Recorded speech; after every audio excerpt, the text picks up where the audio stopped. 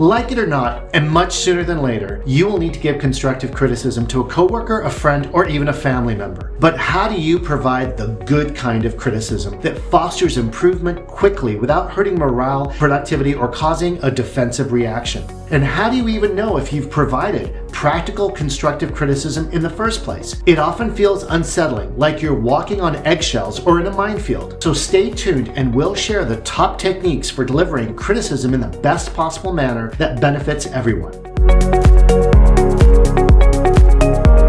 Welcome to Talk2Communicate, where we discuss all things communication, law, conflict resolution, and negotiations. I'm Steve Mehta, a communication specialist, an attorney, and a professional mediator for over 29 years. Constructive criticism is indispensable for developing and improving teams. It provides essential feedback and cultivates efficient communication. But there are just a few requirements that make criticism both constructive and effective.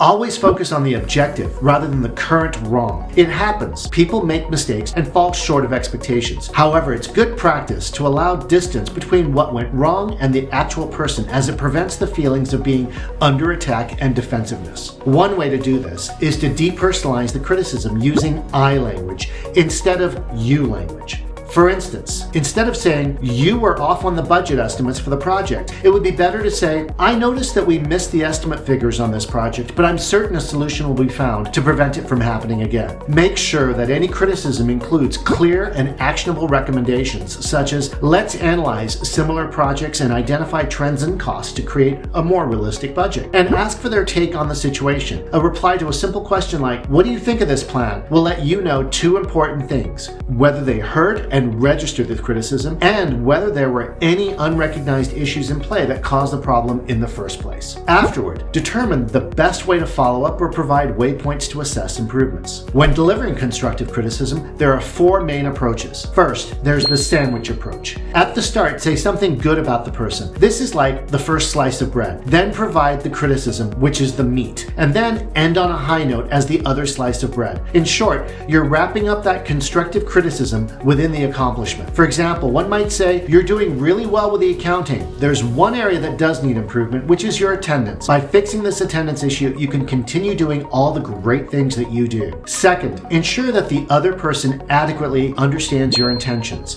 Explain that you're providing constructive criticism and not intending to attack anyone. For instance, "I like your overall work on the project, but I need to see that we speed up production to meet the deadline on Friday." A third method is to emphasize or restate the shared goal or ideal. For example, "We all want to finish this contract and get our bonuses this quarter. I need to see that your team's production is moving faster." Highlighting the ultimate purpose is a great way to depersonalize the criticism while motivating someone to do even better at a given task. Finally, my favorite technique is the packing and unpacking method. It's been scientifically proven to increase the chance that the other person has heard and understood your criticism. At first, you pack by starting the conversation regarding self-improvement or self-help. Then you ask permission to unpack the constructive criticism. It can be as simple as, "I've been taking Spanish lessons on Saturday. Have you thought about learning a new language?" And on a separate note, "Do you mind if I provide a little constructive criticism on a project you did today? We need to do it faster next time." Regardless of which technique you use when providing this constructive criticism, it's always a good idea to coach privately and praise publicly. So let us know which technique you used and found to be the most effective. And if you want to learn more about communications or negotiations or other principles of influence, look below for some links to research and great resources on this important topic. And if you found this video helpful,